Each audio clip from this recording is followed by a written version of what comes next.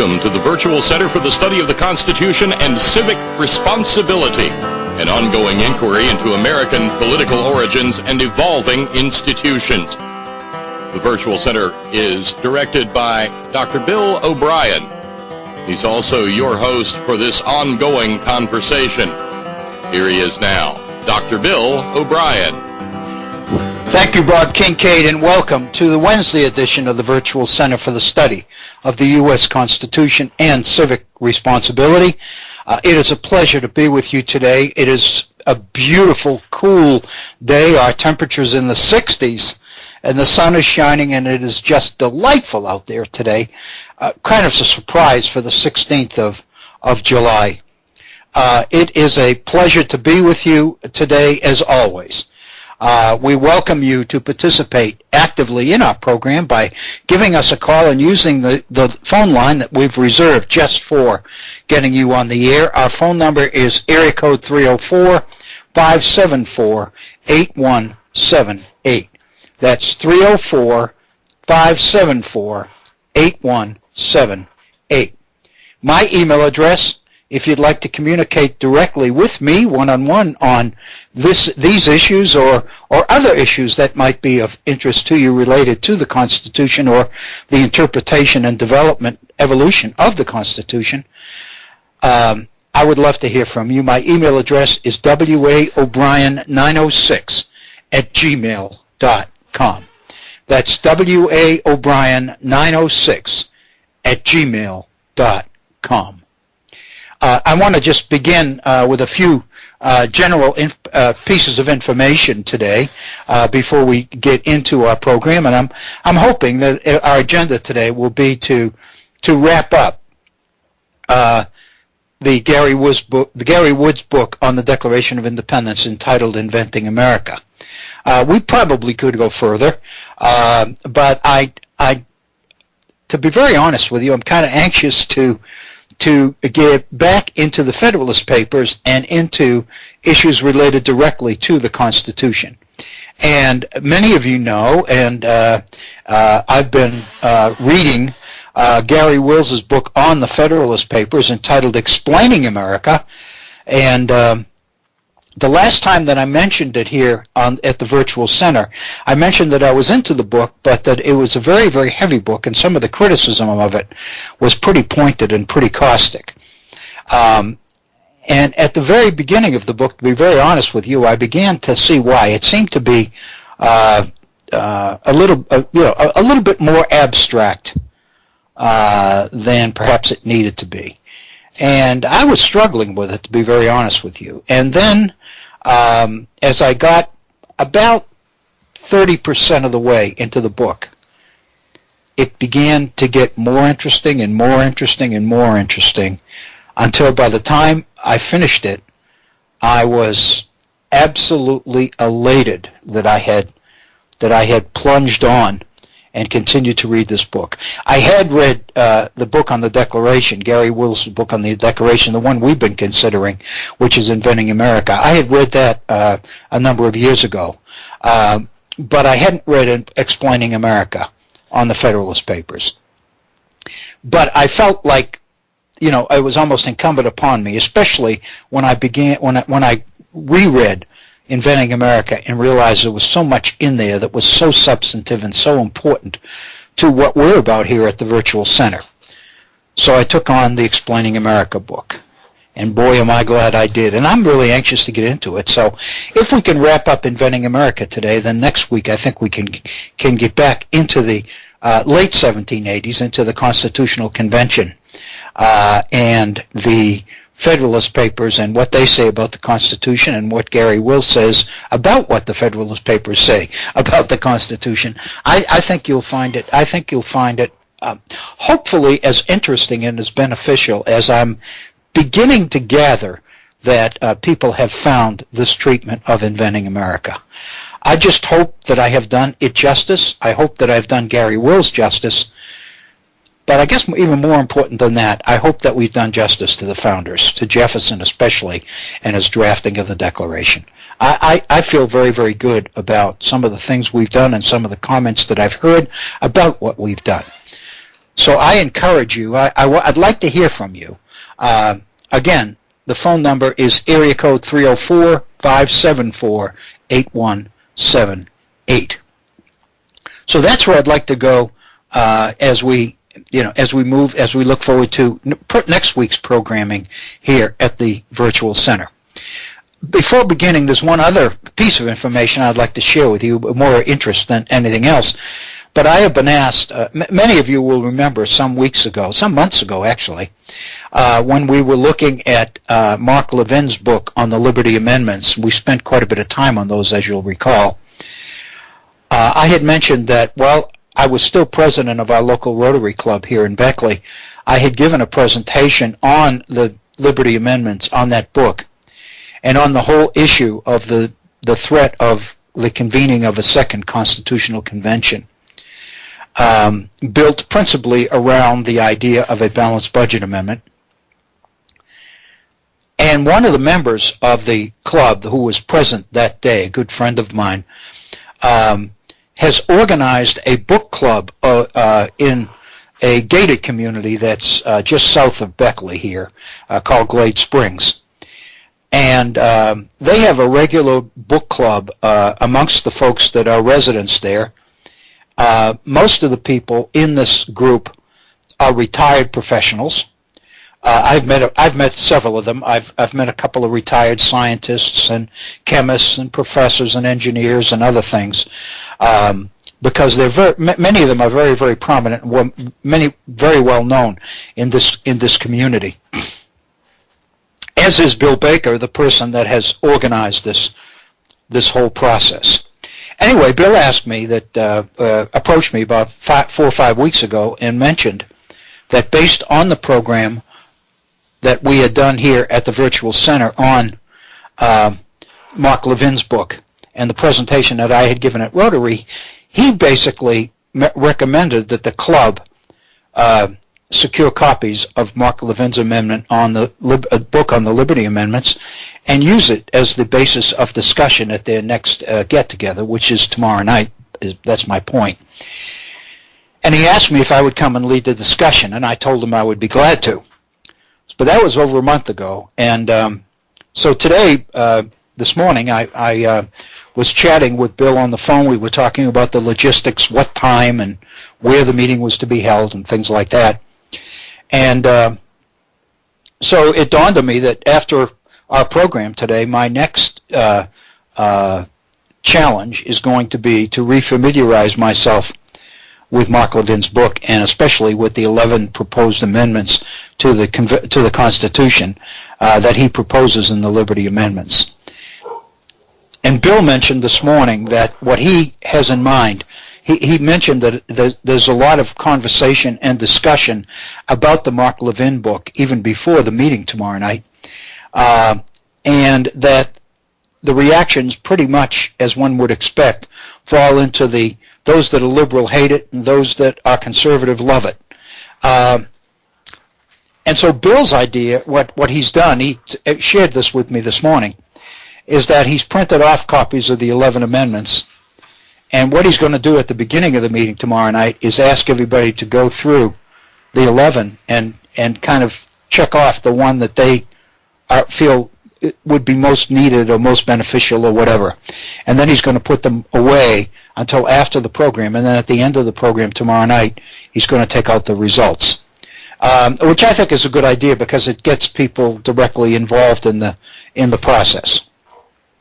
And then Bill's going to give a little bit of summary as to why he thought that this book would be appropriate and timely. And then I'm going to get on, and as he said, do whatever you want to do. And I've been thinking about that because one of the things I would do is that what Bill is doing is drawing the attention of the group to the specific amendments, one as opposed to the other. My approach is going to be to look at the similarities of all the amendments and essentially focus on what seems to be the consistent theme of all 11 amendments. And that's going to be my approach. I also plan to cite excerpts from Hamilton's Federalist 85, in which Hamilton is pretty clear on the extent to which Publius, Madison, John Jay, and himself, the authors of the Federalist Papers, are pretty much united in their concern about a second convention. And what, of course, what I'm going to do is emphasize the fact that this is the last of 85 Federalist Papers, and the fact that the issue of the very last paper is the danger of holding another constitutional convention, I think is pretty much guaranteed to get everybody's attention, because it seems to me that the threat of a second convention probably is the most poignant concern of the advocates for ratification of the Constitution, in this case, Alexander Hamilton. And I'm going to cite a couple of key sentences from Federalist 85, in which I believe Hamilton makes that point pretty clearly. I'm also going to bring a couple of poignant quotations from people from the internet, of people who have tied into Mark Levin's efforts and are talking about what the potential of a convention in which the whole Constitution is back on the table. We don't have to honor any of our treaties. We don't have to pay any more of our taxes. We don't have to, as to point out how the extreme wingnuts have come out from under rocks as a result of Mark Levin's book. In other words, what he is basically doing is stirring up, it seems to me, something that I'm concerned that once such a convention would actually meet, that this sentiment would take over. It would become a runaway convention, and it would constitute the revolution that we've talked about here at the Virtual Center. So I'm looking forward to the presentation. I'll be sure next week, at the beginning of next week, to share with you how it went and anything significant that might happen in the session. But I think it's particularly significant, and I'm thrilled, very excited that this group of people are reading this particular book. It also gives me an opportunity to talk a little bit about the Virtual Center and about our programs, and maybe we'll secure a few additional listeners to the program this way. That's kind of what I'm hoping. Anyway, so I'll make you aware during next week's sessions about anything that seems to be relevant in relationship to the meeting that we're going to be holding tomorrow evening. So I just wanted to make it clear, to let you know that this whole process began as a result of what we've done here on the Virtual Center. Again, what I'd like to do, hopefully today, is wrap up and make some concluding comments about Gary Wills's book, Inventing America, and this treatment of the Declaration of Independence. You'll recall that at the end of yesterday's program, we were looking at the first of what I see as three major significant areas that Gary Wills focuses on. And let me remind you that we looked in last week's programs at Alan Gibson's summary of the Gary Wills book. And Alan Gibson cites what he believes four major areas where Wills challenges the orthodoxy of the Lockean approach, of the neoconservative desire, I would say, to tie in, wrap up, and impress upon all of us the extent to which the Carl Becker approach is the orthodox approach. In other words, that the Declaration of Independence is Lockean. It is 100% Lockean, and that's really as far as it goes. I wanted to share with you a quote from James Wilson. Many of you will remember that James Wilson is a delegate to the Constitutional Convention from Pennsylvania. If any of you have seen the musical 1776, you may recall the character of James Wilson in that program, in that video. James Wilson is made to be a buffoon in that program. He's kind of rendered as kind of an intellectual lightweight in the musical. Somebody who is totally under the sway and control of John Dickinson, the spokesman and the leader of the more conservative wing within the Continental Congress. And James Wilson is seen as kind of an acolyte of John Dickinson and Pinckney, Thomas Pinckney of South Carolina as well. The fact of the matter is, James Wilson, besides being an attorney, is a brilliant scholar on British common law, on the writings of Blackstone, and the wisdom of James Wilson, I think all of us need to respect and be aware of. The point that I would make is that Jefferson himself was very aware of the insight and the depth of understanding of James Wilson. And while they ended up on opposite sides of the aisle, so to speak, at the Continental Convention, the fact of the matter is many of the things that James Wilson said about the Constitution at the Constitutional Convention that drew it up are things that Jefferson agreed with. And one of the things that we need to be aware of is that James Wilson was educated in Scotland. He went to Edinburgh, to the university in Edinburgh, Scotland. He was a citizen of Scotland. He was quite familiar with the Scottish Enlightenment philosophers that we've been talking about here.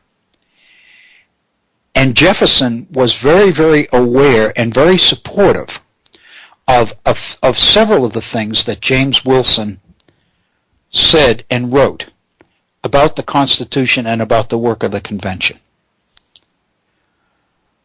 So the fact that the film 1776 portrays James Wilson as a bit of a buffoon and an academic or intellectual lightweight is really inaccurate.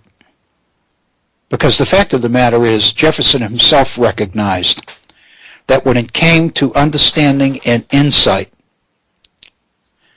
James Wilson was a heavyweight, and Jefferson himself knew that. Anyway, I wanted to share with you a quote from James Wilson. This was written in James Wilson. This was written in 1774, 2 years before the Declaration of Independence.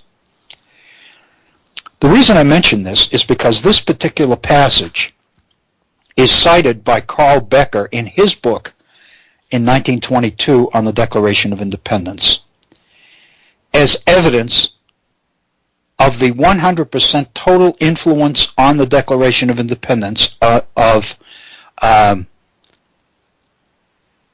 Locke. And so according to Carl Becker, this particular quote is a summary of Locke.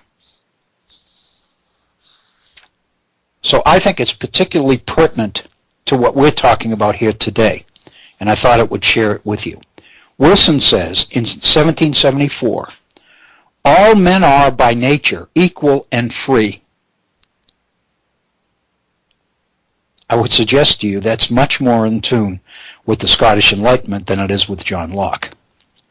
But John Locke also believed that all men were created equal when, in the state of nature, so to speak.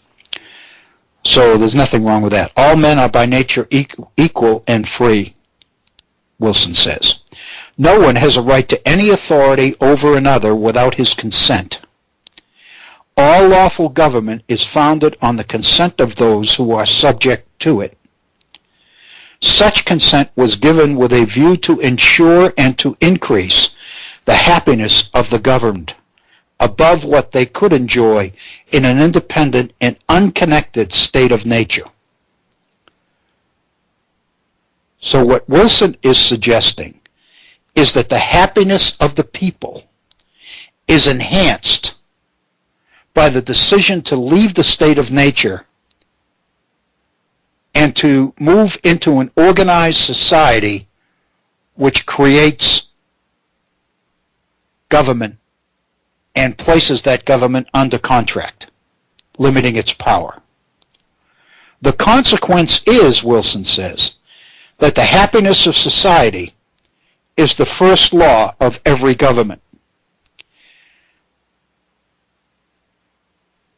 There's no question as to why Carl Becker would cite this passage from James Wilson as a summary of Locke, because it talks about the state of nature, it talks about people's decision to leave the state of nature, it talks about government's power being derived from the consent of the governed, of those who are subject to it.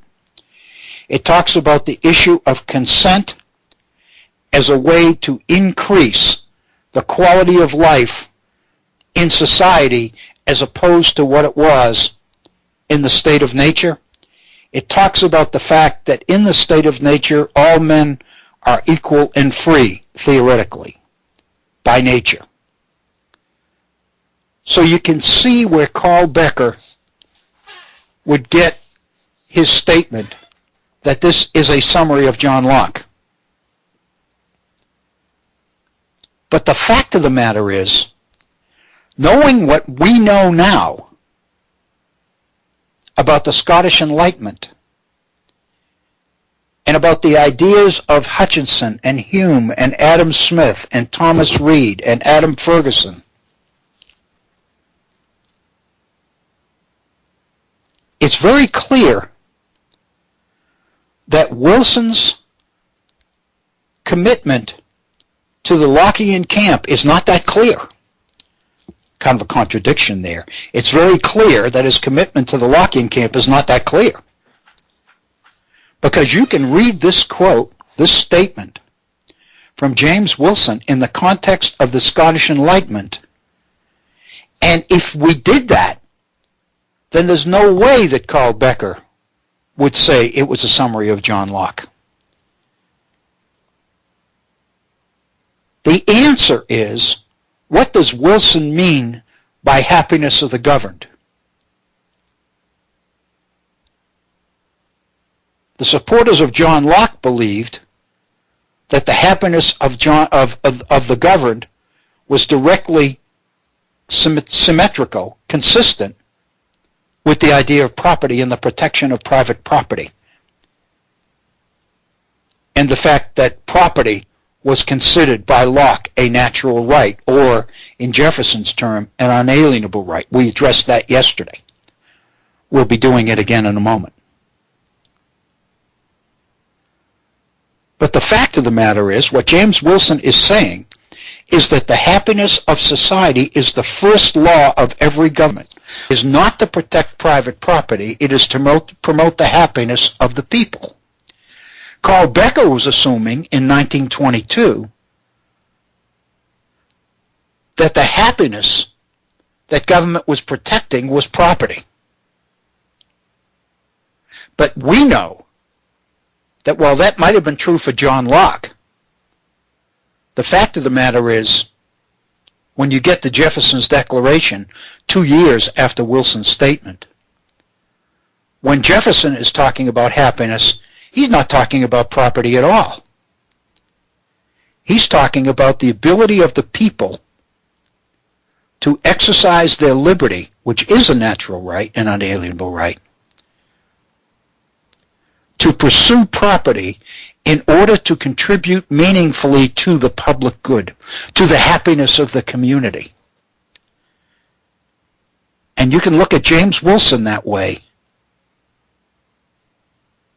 and you begin to see the inconsistency between that interpretation of what Wilson is writing in 1774 and what Carl Becker says that Wilson is saying in his statement of 1774. The reason I opened with this quote today is because it seems to me to illustrate better than I can. I mean, I've said it, and we've had callers who have made the comments to the same thing, and I've received a number of emails attesting to the same thing. But you can go on for hour after hour about the importance of accuracy and interpretation and the ability to read what these people are saying and writing critically.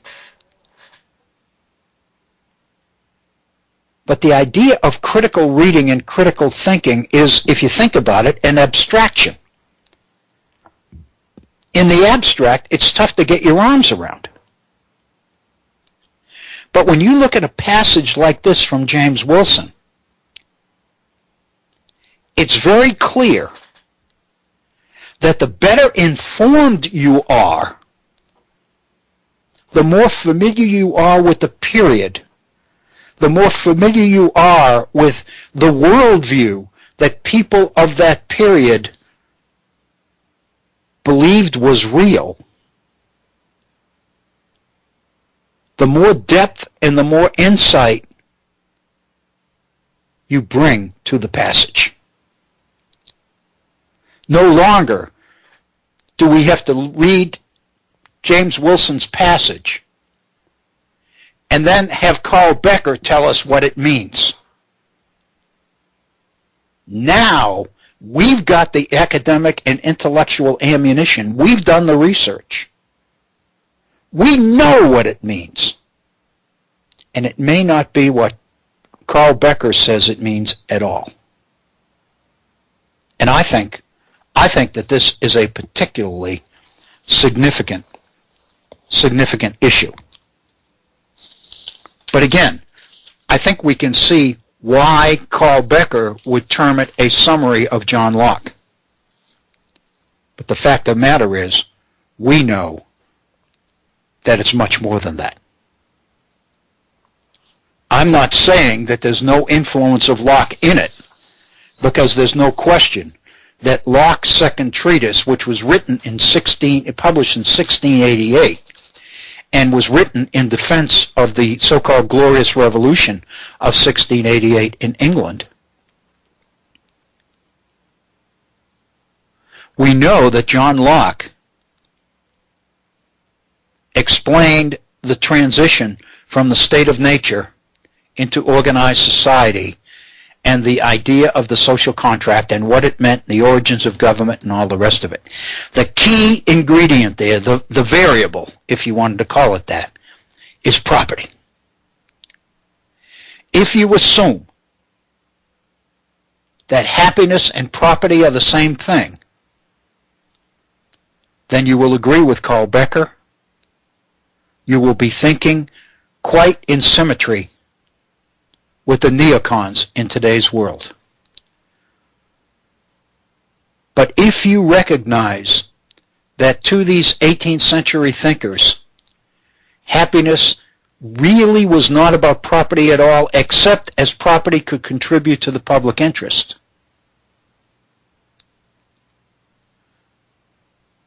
in other words, where property comes into the picture is not the unalienable right of retaining property and having it protected by government, but the freedom to pursue it with an intent of exercising and using that property to contribute through the idea of free exchange, to the idea of commerce and trade and manufacturing and investing and all the rest of it. The kind of an organized commercial capitalistic-like society that Adam Smith talked about in Wealth of Nations suggests a totally different view of property than today's neocons give it. And I think that that is particularly significant. So where we are, and this is really the first of the last two issues that I'd like to deal with in today's session, we're dealing with the issue of Jefferson's use of the term unalienable rights. And again, I want to go to the sources, because I think we can profess and we can protest and we can assert and we can claim and we can argue and we can do all of these things to try to emphasize what we believe it's all about. But the fact of the matter is, historical honesty requires that we go back to the sources and look realistically and critically at what the people of that time said they were talking about, rather than trying to impose our contemporary point of view, our contemporary druthers, as it were, on the past, which I believe is what happens in so many cases. So I'm asking you to reflect for a moment on this quotation from Francis Hutcheson about the issue of unalienable rights. Hutcheson says the following: all human power or authority must consist in a right transferred to any person or council to dispose of the alienable rights of others. Notice, he's not talking about unalienable now, he's talking about alienable. All human power or authority must consist in a right transferred to any person or council to dispose of the alienable rights of others. Consequently, there can be no government so absolute as to have even an external right to do or command everything. There can be no government so absolute that it has an external right to control or command everything.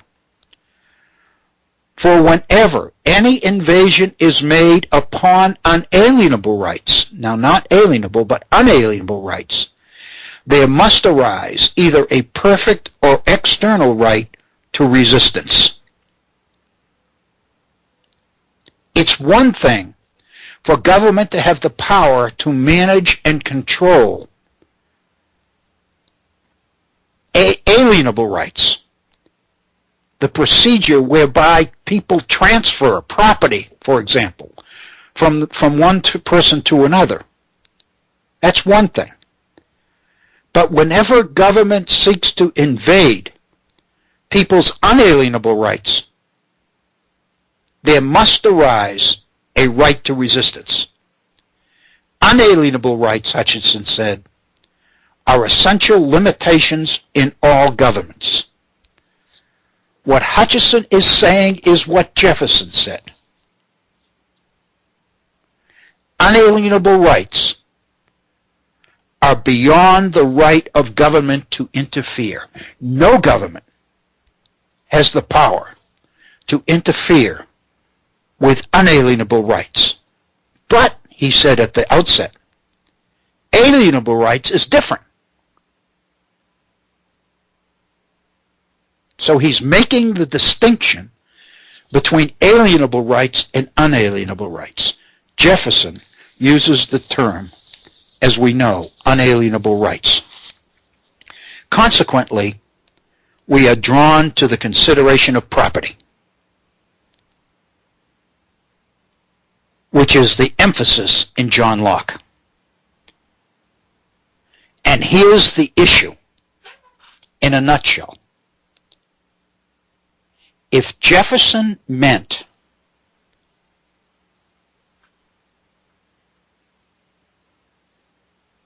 to be consistent with John Locke in his Declaration of Independence, he would never have said anything other than property. By eliminating property as an unalienable right, Jefferson has separated himself from John Locke.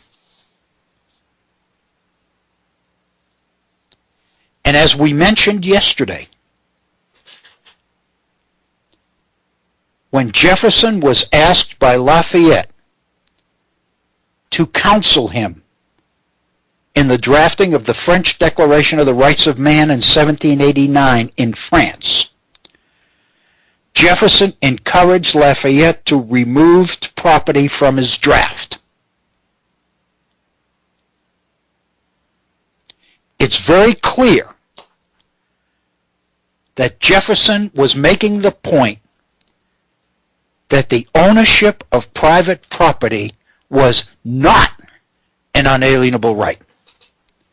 Rather, it was an alienable right. And Jefferson's whole history is consistent.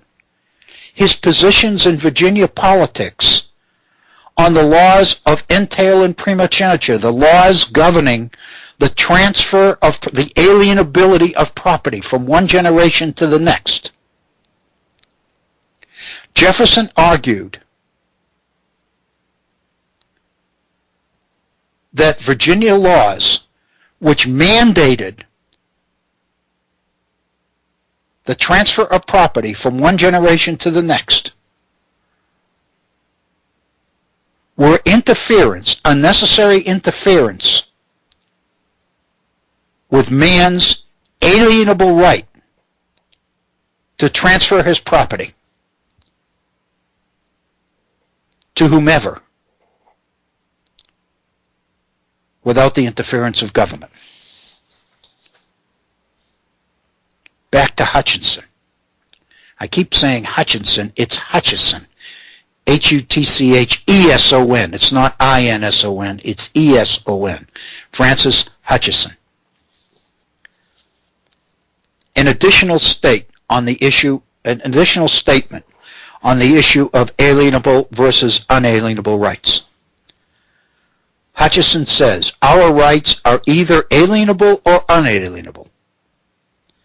The former, alienable, are known by these two characters jointly, that the translation of them to others can be made effectually, and that some interest of society or of individuals consistently with it may frequently require such translations. Thus, our right to our goods and labors is naturally alienable. That statement by Francis Hutchinson is the key. This is the definition of unalienable rights. More specifically, this is Hutchinson's explanation as to why property is alienable, not unalienable. Our rights are either alienable or unalienable, he says.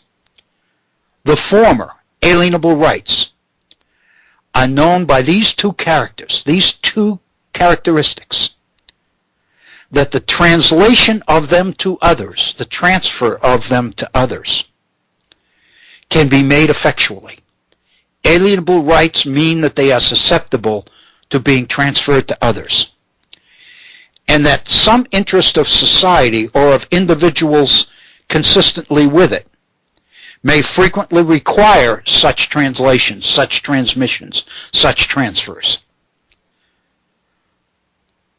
So property is an alienable right, and its right to be transferred under certain circumstances might benefit society, and that's okay. He says, thus, our right to our goods and our labor, not just property, not just land, but our right to our goods and our labor is naturally alienable.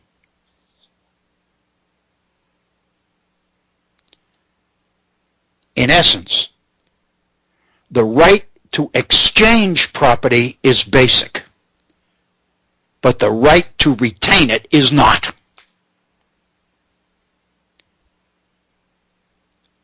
The right to exchange property is alienable.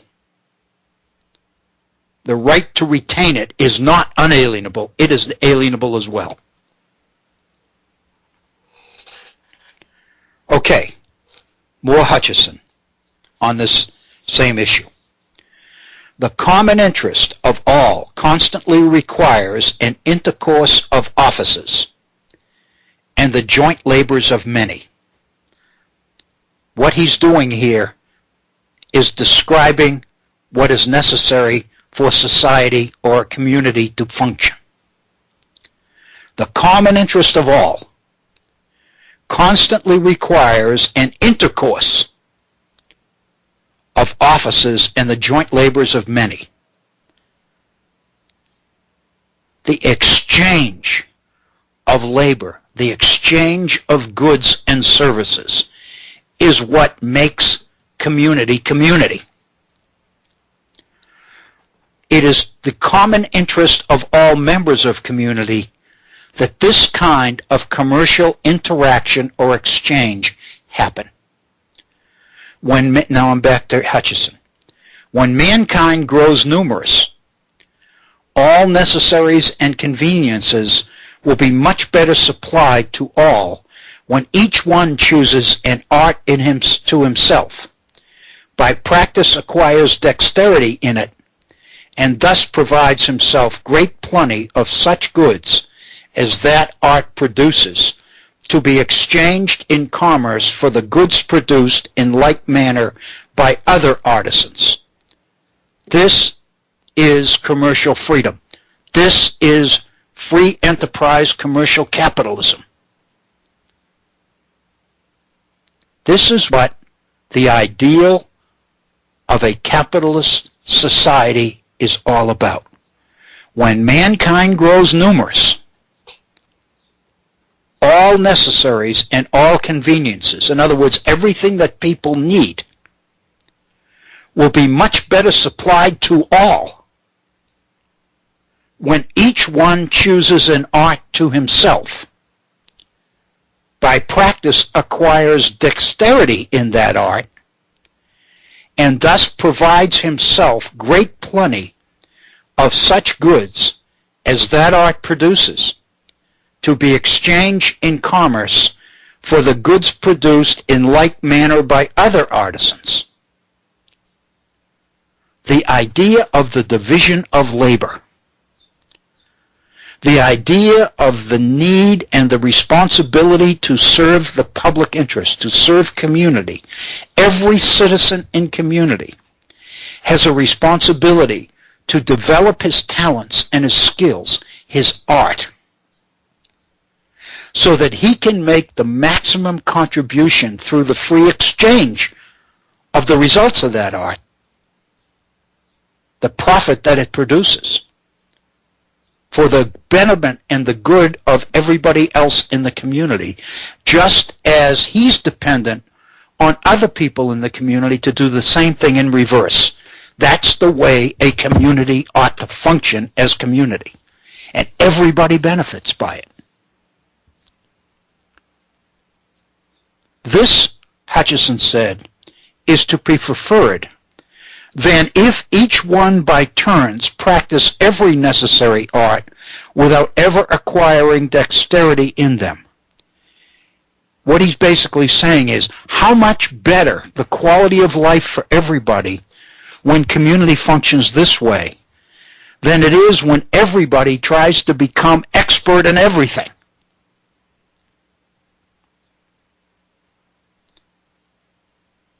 If you think about it, I've felt for a long time that Lowe's and Home Depot are the classic example of a society where every individual in it is encouraged to believe that they can develop the skill to do everything. You can be a carpenter, you can be your own plumber, you can be your own construction engineer. You can do siding, you can do windows, you can do roofs, you can do basements, you can do heating, you can do air conditioning. All you have to do is go to Lowe's and get the book. Lowe's and Home Depot and stores like that are the epitome of society's effort to deny the skills and artistic abilities of individual citizens in it.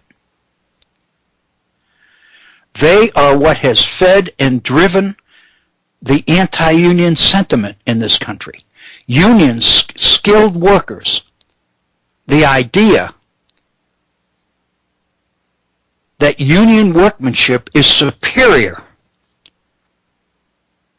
to what non-union workmanship is about. If you want a building built, get people who have committed their lives to doing this kind of work in the highest quality way possible.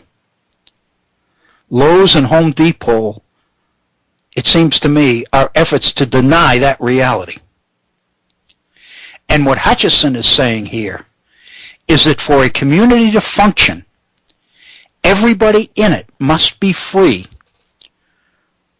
to discover their own skills and talents and to develop them to the maximum, with the idea that their unalienable right is to do that so that they can make maximum potential to the happiness of everybody else. That's the view of society, of community, that this whole Scottish Enlightenment way of looking at these issues is about. I am suggesting that this is contrary, 180 degrees opposite to the model of industrial development that late 19th and 20th century capitalism in America was all about. This idea of community had to be crushed, not refuted, not debated and argued down, but repressed to the point that citizens would never even know that there was a way of thinking that defined community this way. The idea is our citizens would be better if they didn't even know about communities that functioned the way that Hutchison is describing here. You can't afford to debate it, because if you debate it, you put it on the table and you let everybody see it. The most successful way to dismiss it is to do just that. Repress it to the point that most citizens don't even know that it exists. I would suggest to you that's what's happened to the whole Scottish Enlightenment view of the Declaration of Independence. It has been repressed into non-existence until Gary Wills placed it back on the table. And the reaction was to attack Gary Wills. I think that that's what we at the Virtual Center are about, is to take these ideas which are clearly legitimate and put them back on the table so as many of our citizens as possible can see them, reflect upon them, understand them, compare and contrast them with what they already believe, and become much more informed about the nature of the world and the nature of the community in which they live, in order to understand what freedom is about and why it's important and what its purposes are about.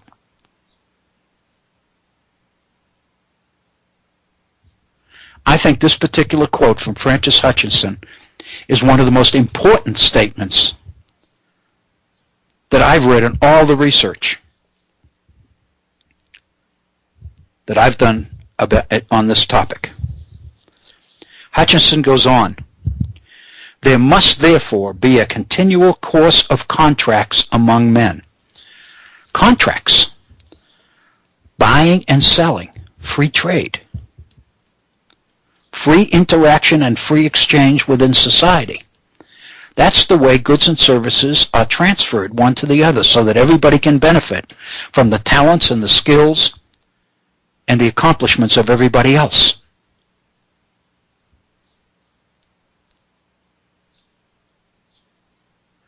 people's commitment is not to their own wealth and their own success, so they can hoard it and evade taxes and pass it on to their kids.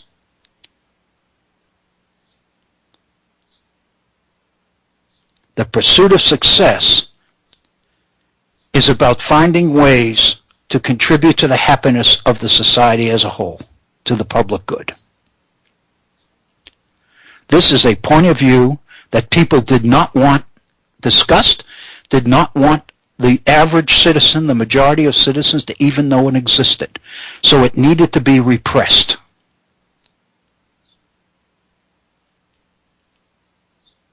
I have to say this.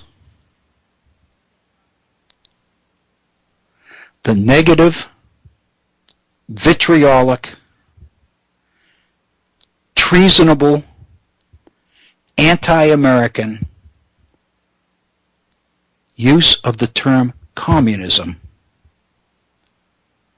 and the opprobrium that has been associated with it over the years, more than anything else, has been the instrument by which these ideas of an emphasis on community have been repressed. Our fixation as citizens with international communism and the threat of international communism to our way of life has meant that to repress these thinking, these philosophers, these ideas, and their influence on our very founding as a nation has been accepted as a legitimate way to protect American citizens from ideas defined as dangerous, going all the way back to the 1816 tariff law to try to tax foreign books so that they would not circulate within the United States of America. This is the way in this society we repress. That's why our education system has to function the way that Benjamin Rush and Thomas Jefferson explained it in the mid-18th century.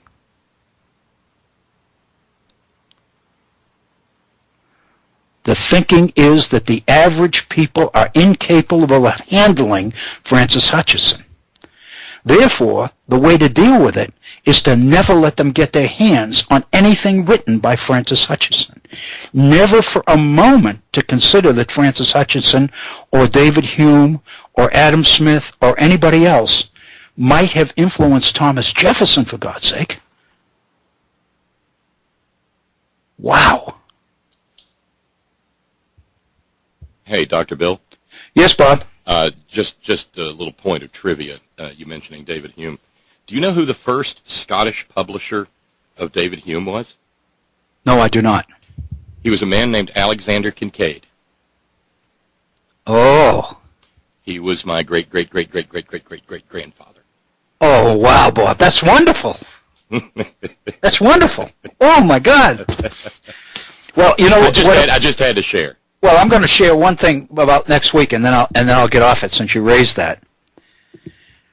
Everybody has accepted that David Hume has had an incredible influence on James Madison and the Constitution. I mean, there's no way to avoid the awareness of the fact that James Madison was very, very into David Hume. And David Hume was one of these Scottish philosophers of this school. And so it's been very, very difficult for people to separate Madison and the Constitution of the United States from these communitarian ideas of David Hume. I think that the quotes that we've had and the ones that will come from David Hume are very significant because there's been an effort to try to isolate Madison from Hume, even though everybody knows that it's there.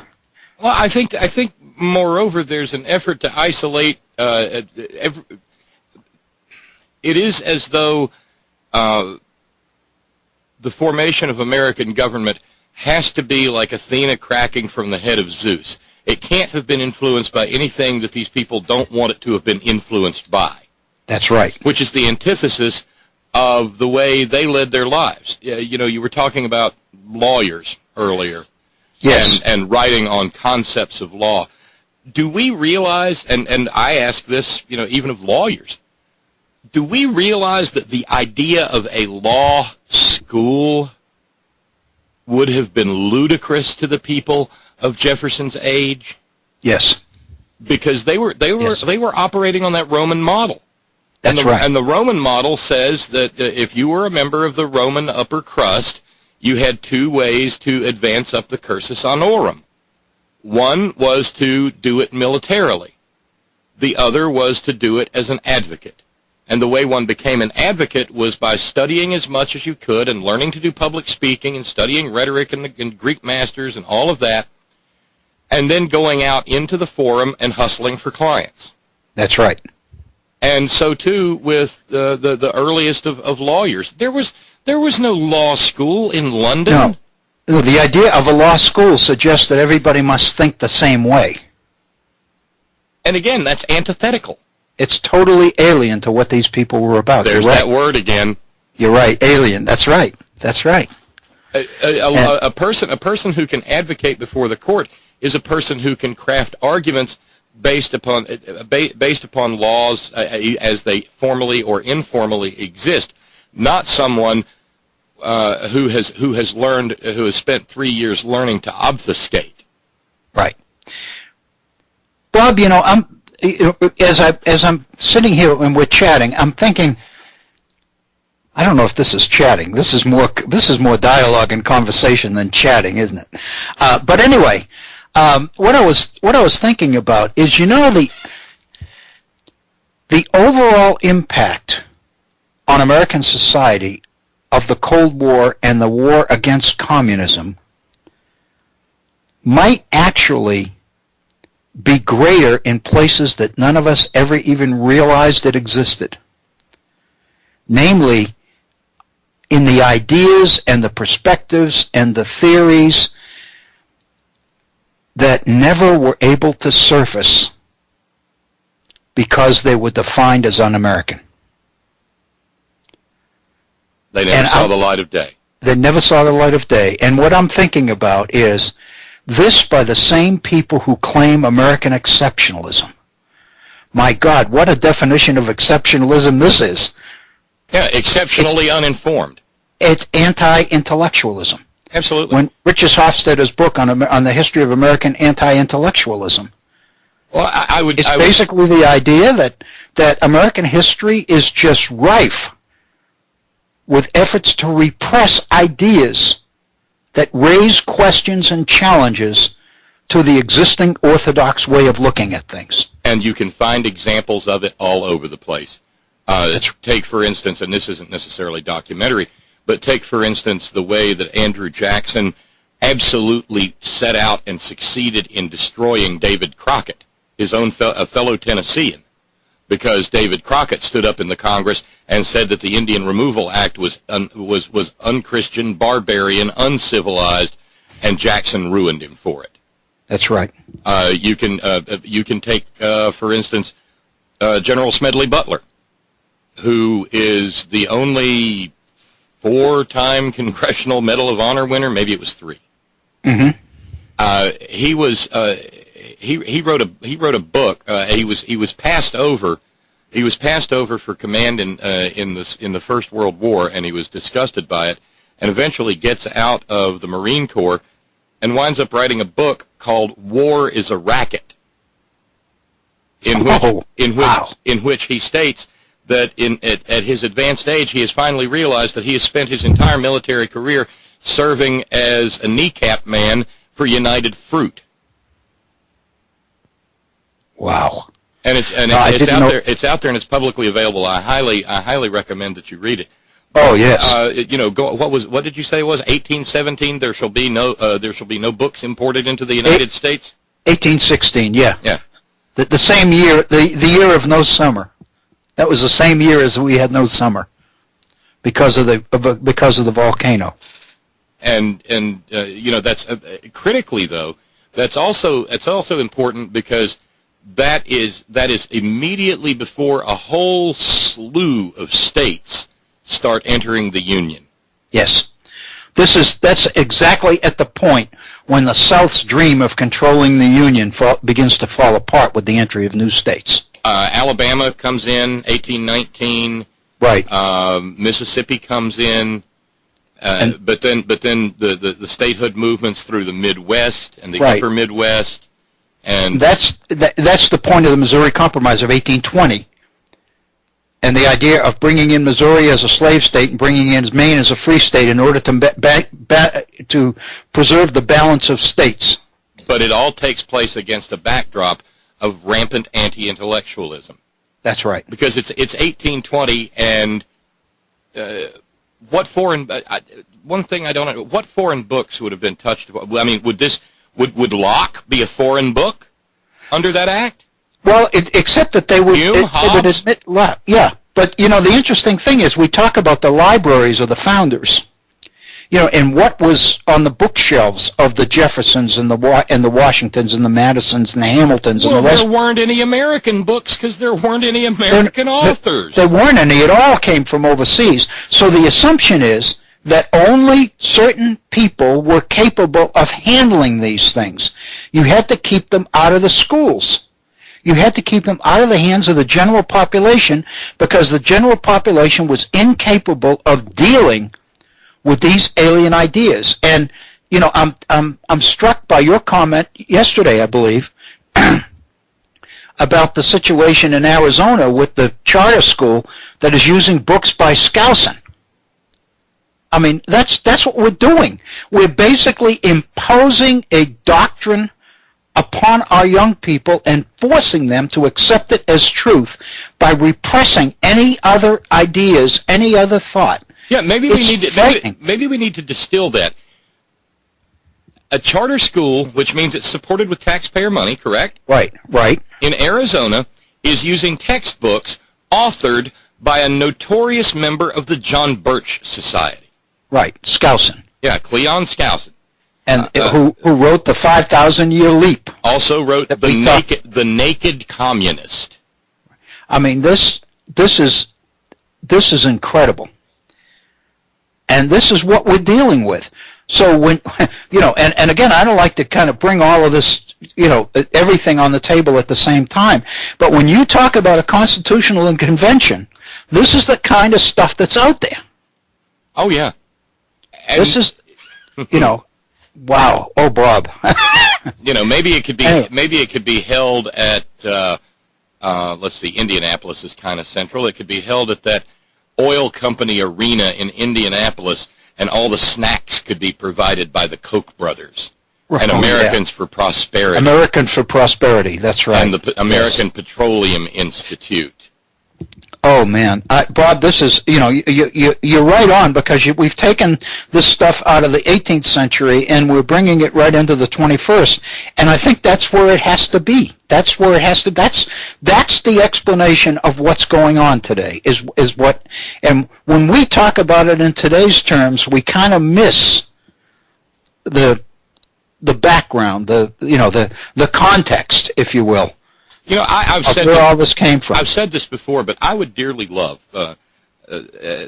if, for instance, because see, the right wing has done this before, and they do this all the time.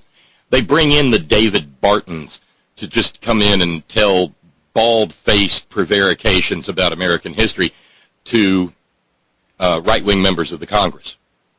Where's the progressive caucus that will bring in a Dr. Bill O'Brien to look at, because see, even if you're Bernie Sanders or Elizabeth Warren, right, learned people, they don't have time to know American history at this level. No. You know what we need? We need a PRISM program, PRISM, just because sometimes people mistake me. Right. For Congress. But we may need the other one too, but we're not there yet. Yeah. But we need a Dr. Bill explaining these things as patiently and carefully and clearly as you do, so that people who are not prone to these knuckle-walking, mouth-breathing interpretations of history can have the necessary data with which to oppose it. Right. That's the reason I opened the story with the James Wilson statement today, because, I mean, Carl Becker says it's a summary of John Locke. And if you read it from that context, it is. But if you read it from the context that we know now about what Wilson, who was educated in Scotland, you know, what he meant by happiness and what he meant by pursuit of happiness and all the rest of it, then you begin to see a different way of interpreting that same passage. But most students never see it. They're given the passage, they're told what it means, and they go on. Precisely. They are told what it means. They are never told asked. What it means. They are never asked what it means. And they are never given the opportunity to learn the skills to figure out what it means for themselves. That's why all of this is, I believe, so very, very important, Bob. And see, I really do. It is critically important, Dr. Bill. One of the things you got me thinking about earlier was within the context of happiness, which, if I'm not mistaken in the Declaration, isn't happiness capitalized? I can't remember. I'm not sure. I think it is. I think it is, but they tended to capitalize nouns anyway. Well, that's an old Germanic habit that we've lost. Right. But anyway, if happiness is not defined by ownership of property, or if I'm sorry, I have to walk carefully through this because I'll trip over my own tongue and get all wrapped up in my own cerebellum. But if happiness is defined as ownership of property, and if all human beings have the capability of engaging in happiness, all human beings have the ability to own property, correct? That's in theory, yes. Okay. So the slave population could not own property. Right. Therefore, they could not be happy. They could not have happiness. And that meant that they were, by definition, not human beings. Right. Right. And so I think we're seeing subtextual layerings in there of Jefferson trying desperately to get around, get through, get over, get under the conditions precedent to the Declaration that we were not going to deal with the slavery issue. Right. Right, Bob. But you cannot see that if all you can see is a bunch of privileged white guys owning slaves writing about happiness. No, that's exactly right. You are exactly right. And I think Jefferson's explanation of the extent to which blacks possess the same moral sense as every other human being, which is the basis of equality. And Jefferson's passage on this is pained. I mean, there's absolutely no question that he's really having difficulty with this. And so you can focus on the negative side of Jefferson in this, or you can focus on the fact that he's desperately wrestling with this, trying to figure it out. And I guess I prefer the latter rather than the former. Well, and I think we need to bear in mind that within the context of the debates and discussions that preceded the Declaration, there were those in Virginia, North Carolina, South Carolina, Georgia, and the territories, because remember the boundaries were much different then. There were those who held to the position that Africans were not people. Right. And it was a debate. And it's disgusting. It is disgusting to us in a modern sense to even contemplate that, but it is very real. And as far from a Christian perspective, it becomes very popular to look on the existence of slavery as an opportunity to express a Christian charity toward those that God has created as inferior beings who need to be taken care of by good Christians. And so the existence of slavery becomes a justification for living the good Christian life on the part of the slave owners and the plantation owners and all the rest of it. I mean, it is an unbelievable way of manipulating and turning everything around on its head, and it's frightening, because the reason they can do this is because the average citizenry is not exposed to these kinds of questions and the opportunity to develop the kinds of skills to even have a chance to understand this and participate. Consequently, they have no option other than to be influenced by the people with the most power and the most money. Exactly. You know, and so there it is. There it is. And just before I completely monopolize all this, I want to commend something to you. On the program last night, we spent a little bit of time discussing and having, I guess you could say, I was having a hissy over, and I hate to give Fox News free publicity, but Megyn Kelly had on, I mean, you talk about not a fair fight. She had Dinesh D'Souza on, convicted felon, right, to discuss America with Bill Ayers. You know, the demon Bill Ayers. Right. The demon, the influence on Barack Obama.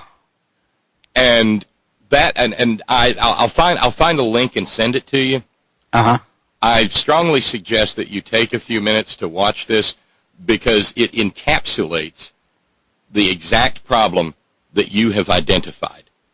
Because, for instance, there's a passage at about 6 minutes into the exchange where Bill Ayers says, well, of course there was a Native American genocide. And Dinesh D'Souza just says, no, there wasn't. Right. And, you know, as an old Monty Python skit says, gainsaying is not argument. Right.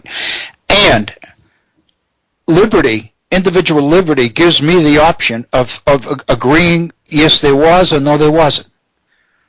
The implication is that each one is equal, because this is a country in which we're all free to believe whatever we want to believe. God Almighty. Even if it is absolutely wrong. Yeah. That's right. That's right. That's the assumption that we have, is that my opinion is as good as your opinion, and that's a lot of garbage. It is not. No. You know, I mean, that's what, in school, for example, students will say that. They put down the most absurd things, and the assumption is, this is a free country. I can believe this if I want. You know, it is disheartening to say this, Dr. Bill, but perhaps that is the 2014 or the 21st century definition of freedom. And happiness, even.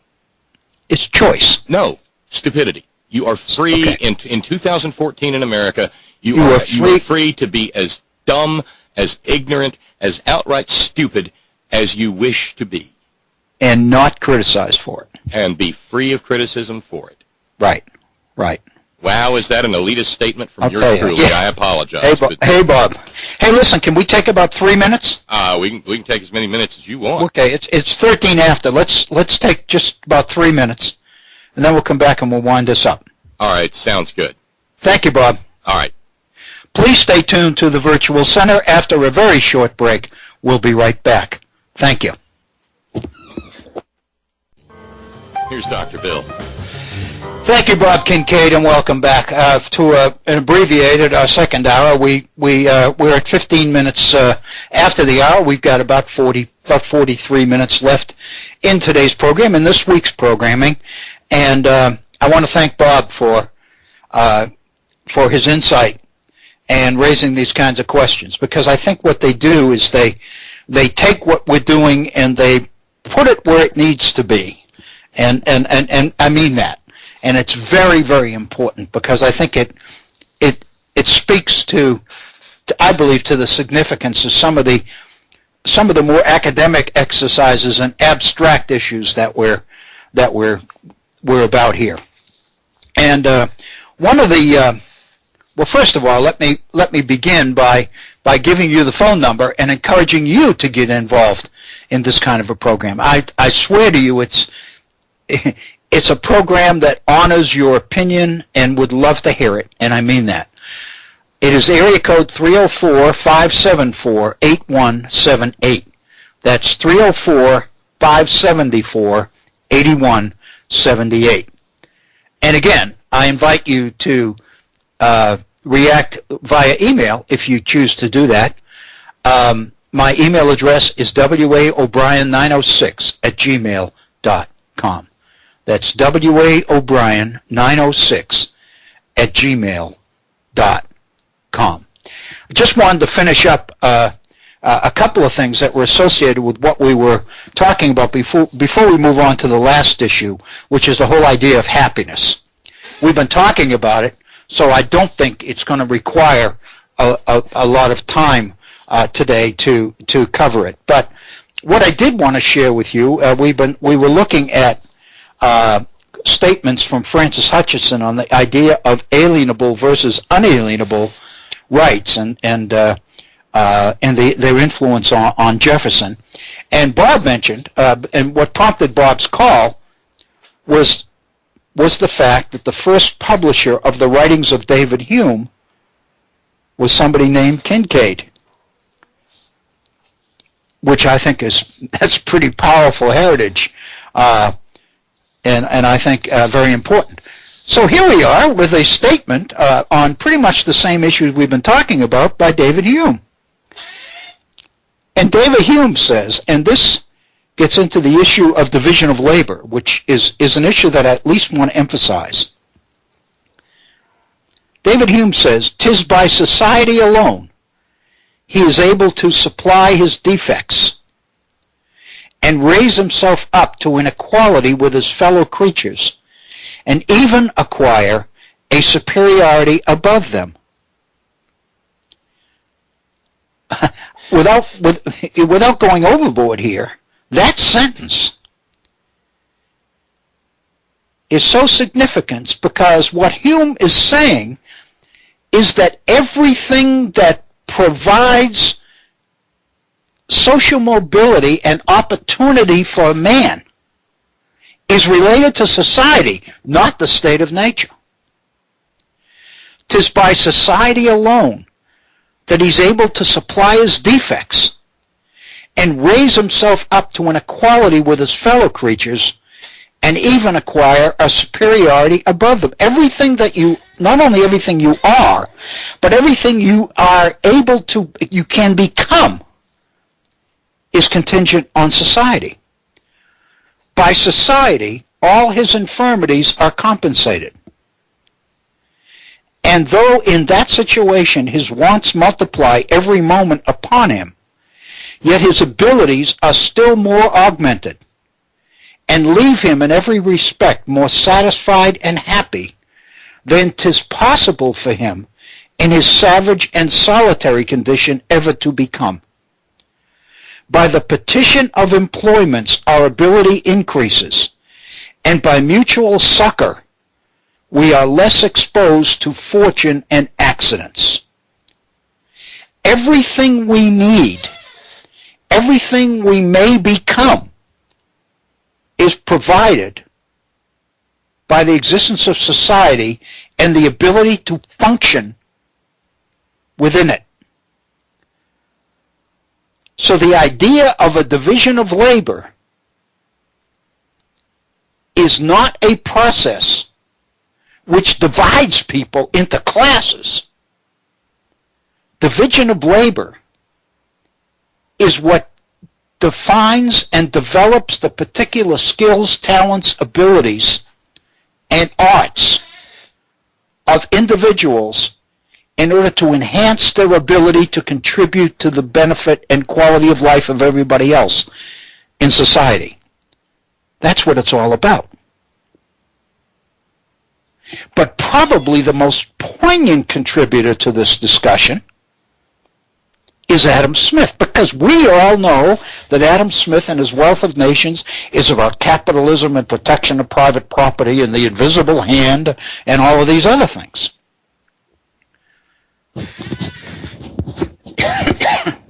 But the fact of the matter is, Adam Smith the guru for competition basically suggests that the value of competition is for the cooperation that it produces. In his theory of moral sentiments, he talks about the fact that competition between merchants is a form of cooperation with producers and buyers. And it keeps a small group, a small faction, from thwarting the ideas of the community at large. In other words, by enhancing the ability of everybody to participate in the free exchange of goods and ideas and supplies and products, it prevents the hoarding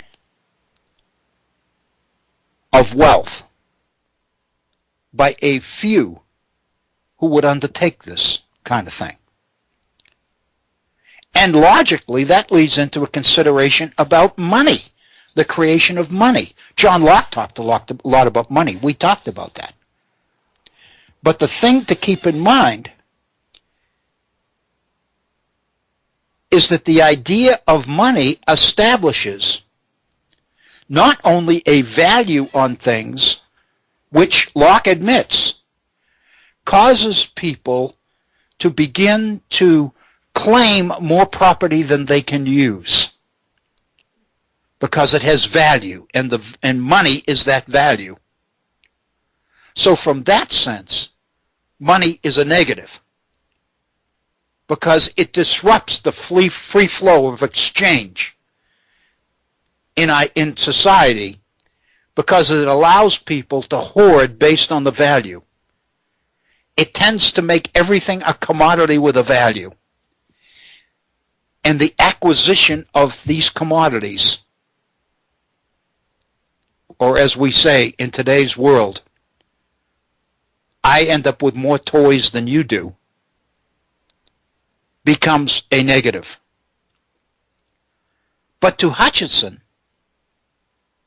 and Adam Smith and some of the others, the purpose of money, or the value of money, is it creates a standard value which expedites the exchange, which expedites or enhances people's willingness to move goods and services around, because everybody knows what the value is. So again, from one perspective, money inhibits the public interest. From another, money promotes it.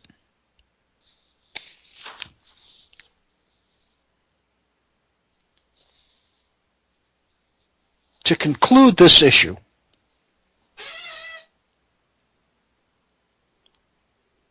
I'd like to go to Thomas Jefferson himself.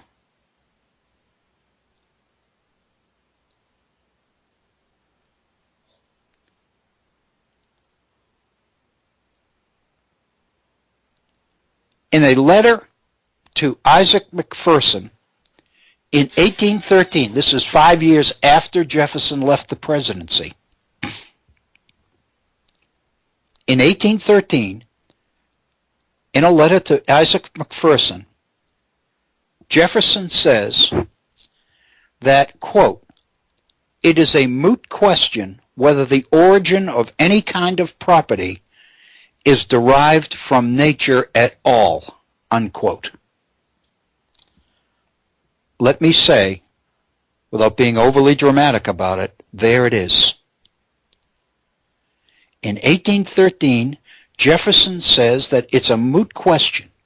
In other words, it's not clear at all whether the origin of any kind of property is derived from nature at all. I would suggest to you that is a direct challenge to John Locke. And later on in that same letter, Jefferson says, "Stable ownership is the gift of social laws." Put these two things together.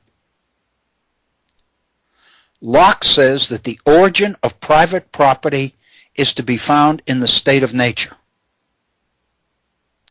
Jefferson is saying in 1813, now this is 38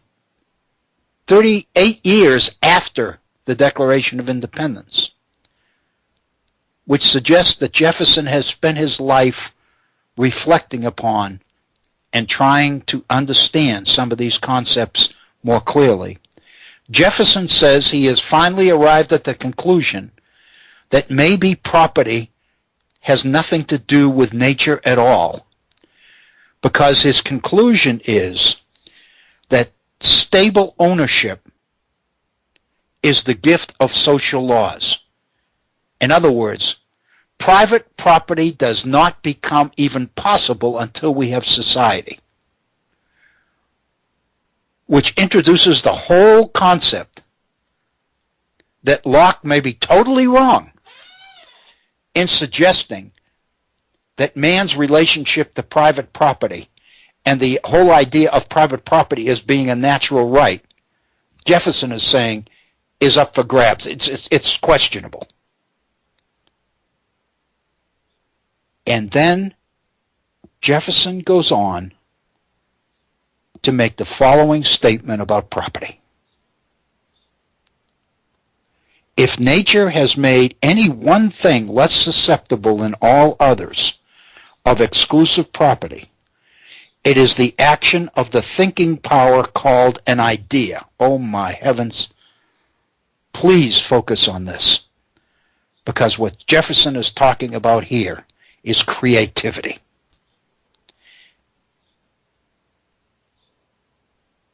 The rights of ownership of your own ideas and your own thoughts. Intellectual property. If nature has made any one thing less susceptible than all others of exclusive property, it is the action of the thinking power called an idea, which an individual may exclusively possess as long as he keeps it to himself. But the moment it is divulged, it forces itself into the possession of everyone, and the receiver cannot dispossess himself of it. Once you know something, you know it. You can't unknow it. Its peculiar character, too, Jefferson says, is that no one possesses the less, because every other possesses the whole of it. Once it's out there, once your idea is out there in the market, everybody else has got it. It's not your property anymore. He who receives an idea from me receives instruction himself without lessening mine. The fact that you latch on to my idea doesn't harm me at all. As he who lights his taper at mine receives light without darkening me. Oh my heavens, what a beautiful way to express it. When you take a taper and you take a light off a candle and you take the taper and you light another candle, the fact that you take that light from my candle doesn't darken me at all. Rather, it brings the light that I had to you. This is wonderful stuff. That ideas should freely spread from one to another over the globe for the moral and mutual instruction of man and improvement of his condition seems to have been peculiarly and benevolently designed by nature when she made them, like fire, expansible over all space, without lessening their density in any point, and like the air in which we breathe, move, and have our physical being, incapable of confinement or exclusive appropriation.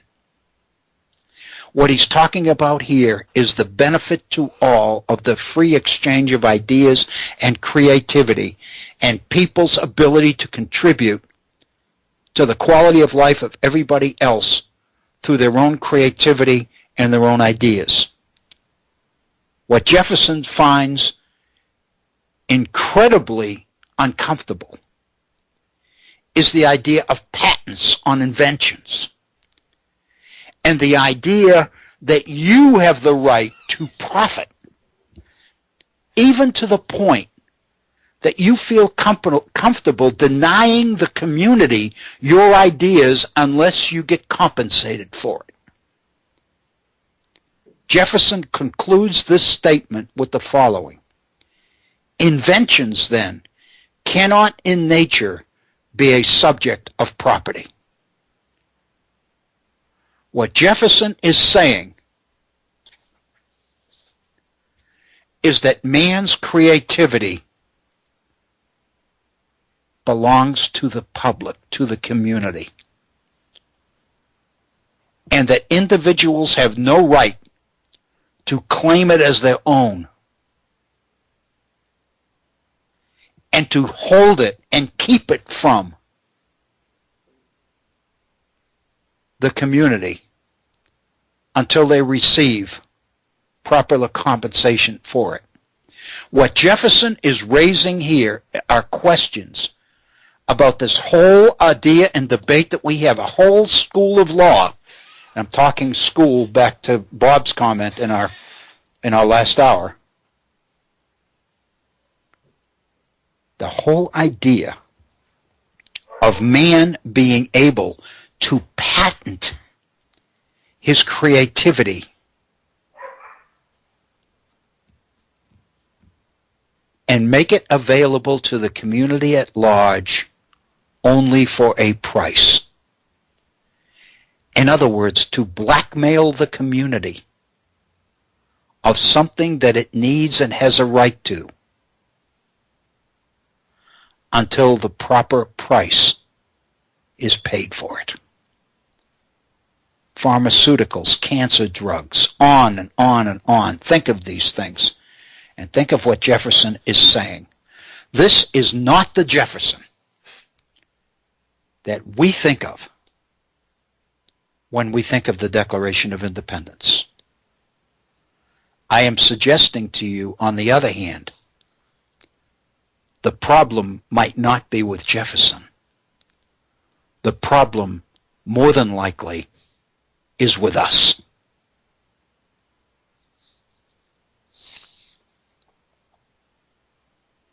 In his Introduction to Moral Philosophy, Francis Hutcheson talks about the social contract and talks about contracts generally and talks about the free exchange in the marketplace.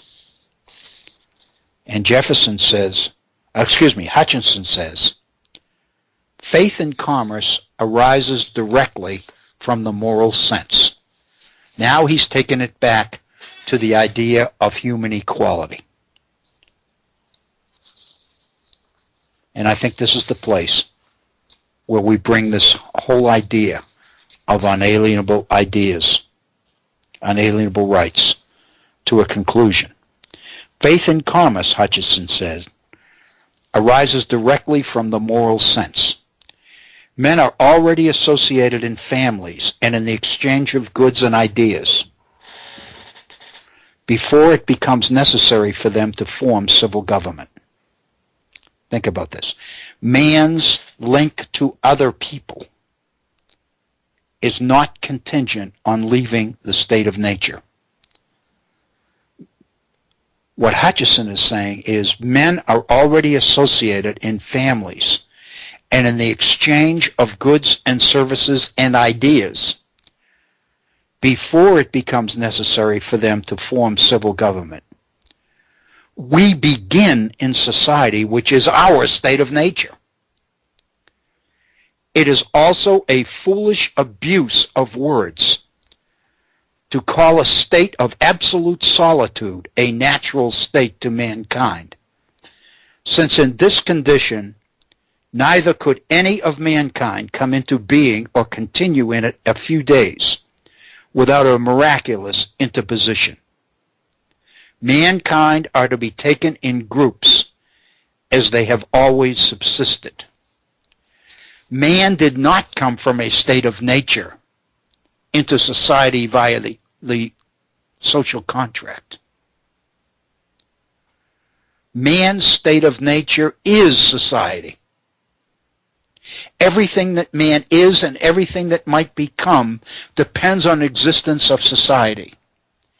And the illusion that there was ever a time when man could live in isolation and solitude all by himself, Hutcheson says, is absurd.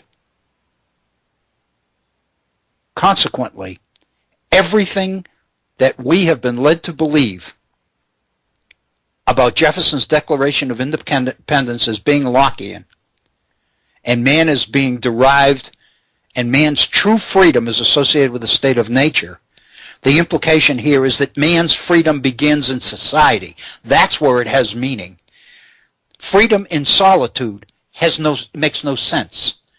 It has no meaning at all.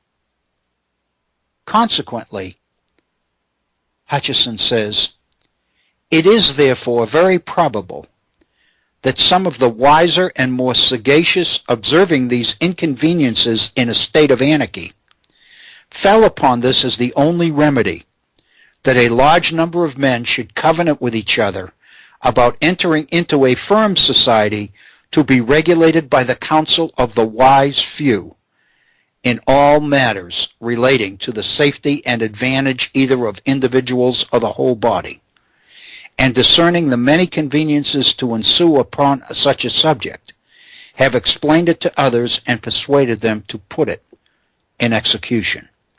Translation: the origin of government depends directly on man's ability in society to recognize the advantage to be gained by contracting the social contract.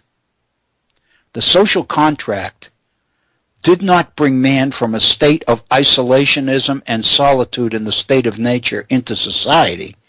Hutcheson is saying the social contract is the recognition by people who are already in society that the creation of government to promote the public interest and the pursuit of happiness of everybody, that is the social contract.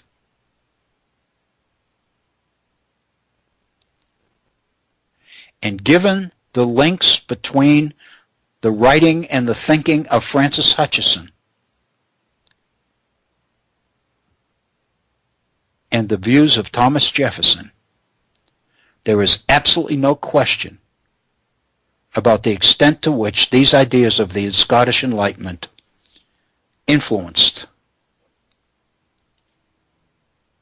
the Declaration of Independence. If I can, I'd like to go back to a document that we looked at some time ago. This was a column that George Will wrote in the Washington Post on April 16th of this year.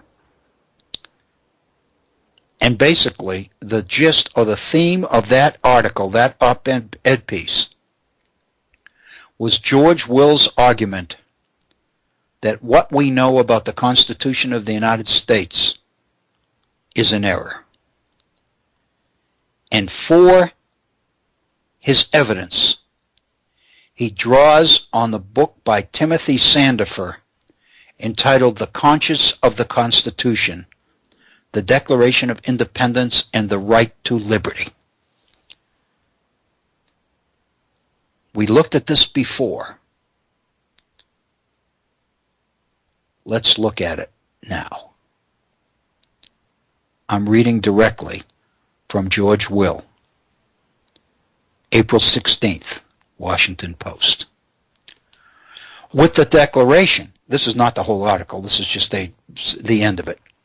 With the Declaration, Will says, Americans ceased claiming the rights of aggrieved Englishmen and began asserting rights that are universal because they are natural, meaning necessary for the flourishing of human nature. Sandifer, principal attorney at the Pacific Legal Foundation, notes that since the 1864 admission of Nevada to statehood, every state's admission has been conditioned on adoption of a constitution consistent with the U.S. Constitution and the Declaration. So Sandifer is suggesting that every state's constitution must be consistent, not only with the U.S. Constitution, but with the Declaration. In other words, Sandifer is elevating the Declaration of Independence as written by Jefferson to the same legal status, or in fact, superior legal status to the Constitution of the United States. All of this is me talking, all of this we must recognize is done given the fact that we are all agreed upon what Jefferson's Declaration of Independence is all about. I would suggest to you for the last 2.5 weeks, if we've done one thing here at the Virtual Center, we have demonstrated that the orthodox view of Jefferson's Declaration of Independence is at least questionable. Back to George Will. The Constitution is the nation's fundamental law, but it is not the first law. The Declaration is, appearing on page 1 of volume 1 of the U.S. Statutes at Large, and the Congress has placed it at the head of the United States Code under the caption, The Organic Laws of the United States of America.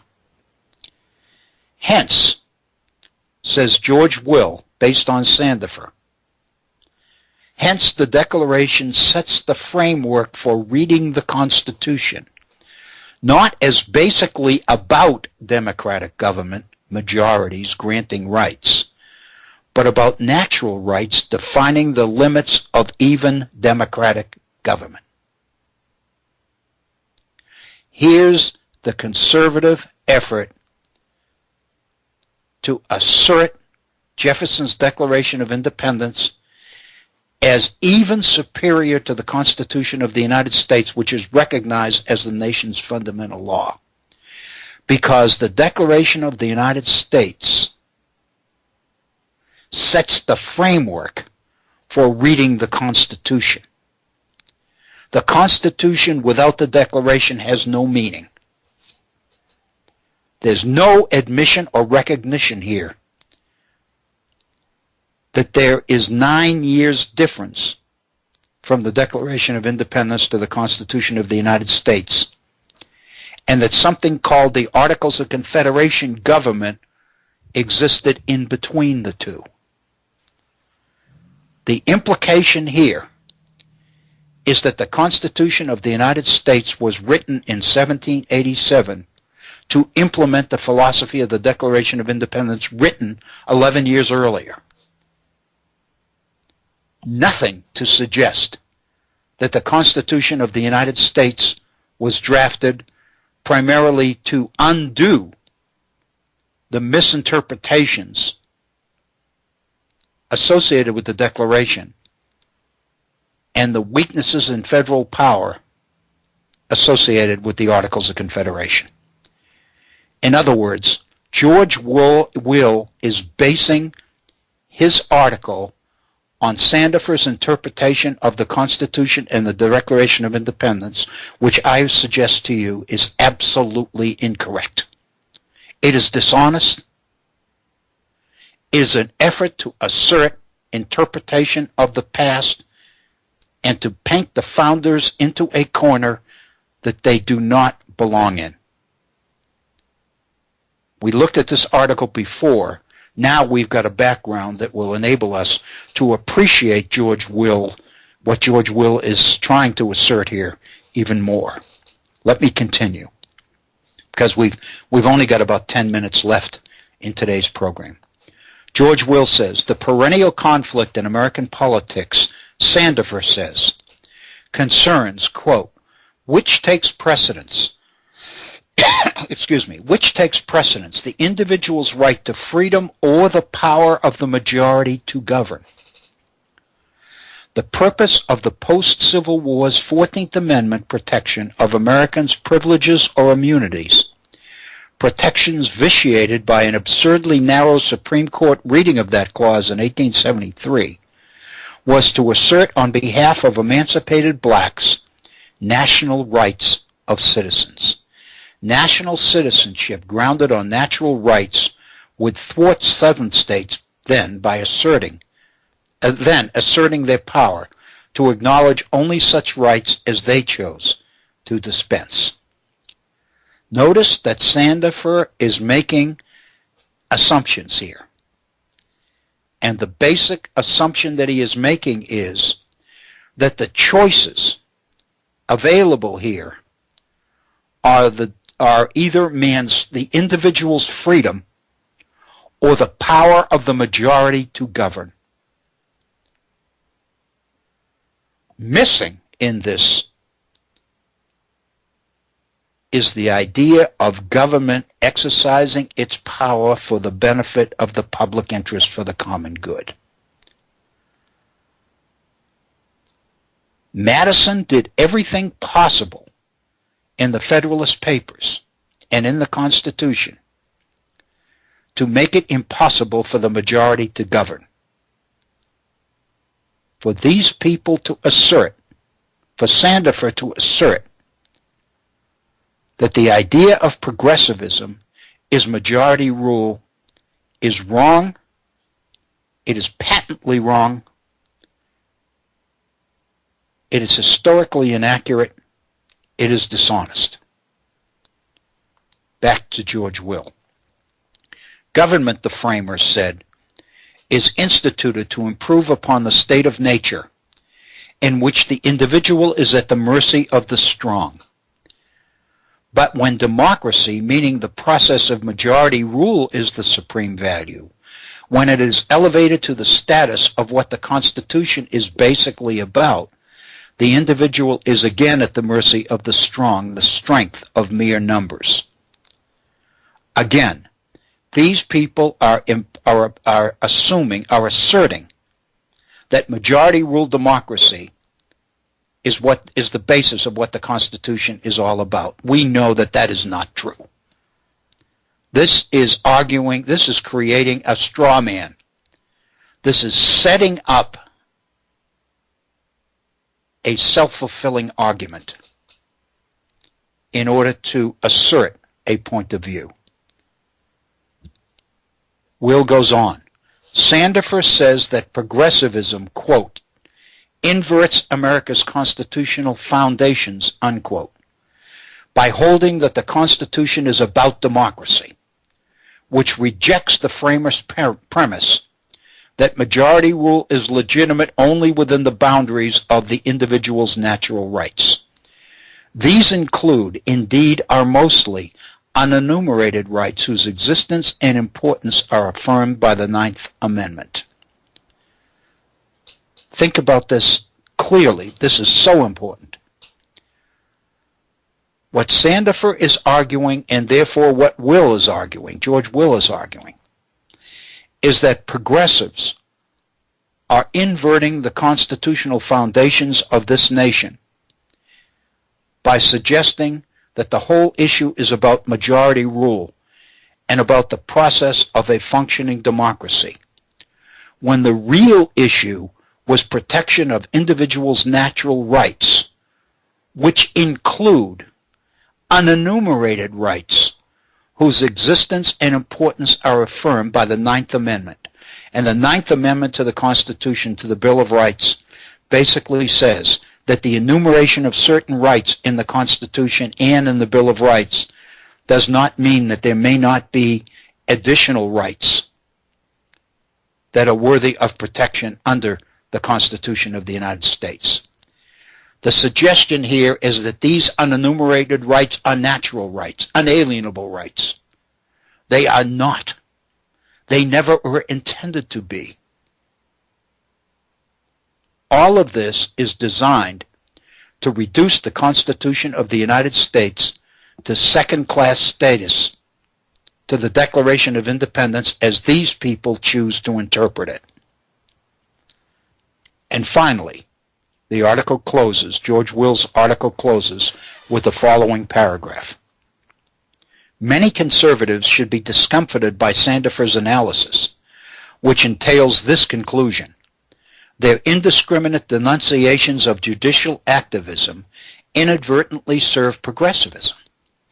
The protection of rights, those constitutionally enumerated and others, requires a judiciary actively engaged in enforcing what the Constitution is basically about, which is making majority power respect individual rights. Basically what this article is asserting is that the rights of the individual take precedence over the rights of the community, the public interest. Individual rights trump community rights. Individual rights trump the public good. Or, to turn it around, the public good is the superiority of individual rights and individual freedom.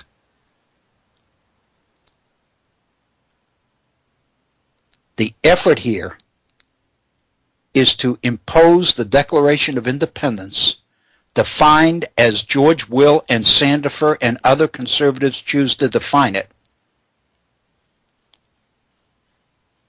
as natural law, as the mission of what this nation is about, and to reduce the Constitution of the United States to the mechanism designed to bring this philosophy about, a philosophy which asserts the limited power of government to the protection of individual rights, not the promotion of the public interest, not the happiness of the people that we've been talking about for 3 weeks. This is what these guys are about. These are the people that are pushing. If you remember, this article was on the 16th of April. A week earlier, Will had written an article in support of the calling of the Second Constitutional Convention based on Mark Levin's Liberty Amendments book. I am suggesting to you that this is the philosophy which these people want to bring to the table in a second convention. This has the makings of revolution. It is dangerous and it is wrong. It is based on outright lies and innuendo. It has to be placed under the light of day. People have to know what's going on and what this is about. These are bright, intelligent, gifted people. These are well-educated people. They are manipulating the past to serve their definition of the present. They are maneuvering and seeking to appropriate the founders as their own. In order to do that, they must have a Declaration of Independence which is based exclusively on the philosophy, on the natural rights philosophy of John Locke, which makes the protection of private property a priority. They have to have this. They can't have Hutchison. They can't have David Hume. They can't have Adam Smith. They can't have Thomas Jefferson. They can't have the Scottish Enlightenment. They must have the orthodox interpretation of the Declaration of Independence in order to fulfill and serve this purpose, which Will explains in this article. This is what these guys are about. This is the basis of the dishonesty that we've been talking about. This is what Gary Wills has brought to the table in his book, Inventing America. It is scholarship that deserves reading and reflection. It is not our business, it is not our right here at the Virtual Center to say that Carl Becker is wrong and Gary Wills is right. I would suggest to you that to do that is to suggest that the cure for a wrong is to commit another wrong. What is necessary here is that all of these ideas and philosophies need to be on the table. And an educated citizenry needs to be given the opportunity to read them, think about them, discuss them, understand them, debate them, reflect upon them, and for themselves begin to define truth on this particular issue as it makes the most sense, rather than continue to be susceptible to a predefined orthodox interpretation of the past, which chooses to take competing points of view and competing issues and make sure that they never even get on the table. It is opposed, it is against, it is a violation of everything that Jefferson believed in that last quote explaining his opposition to patent laws and inventions as being a form of private property. Everybody's creativity must be shared with the public. It can't become your private property because it is necessary in order to promote the public interest. The public has a right to the creativity of its people. And this system, as Jefferson is defining it in the Declaration, is designed to promote everybody's right to make the maximum contribution to the public interest. That's what the Declaration is about, I believe. We're at 59 minutes after the hour. We need to get off the air for the beginning of the 3 o'clock program here on the Head On Radio Network. I want to thank Bob Kincaid for his contributions to today's program. Please be safe. Enjoy the rest of your week and the weekend. We'll be back next Monday with another edition of the Virtual Center for the Study of the U.S. Constitution and Civic Responsibility. Thank you.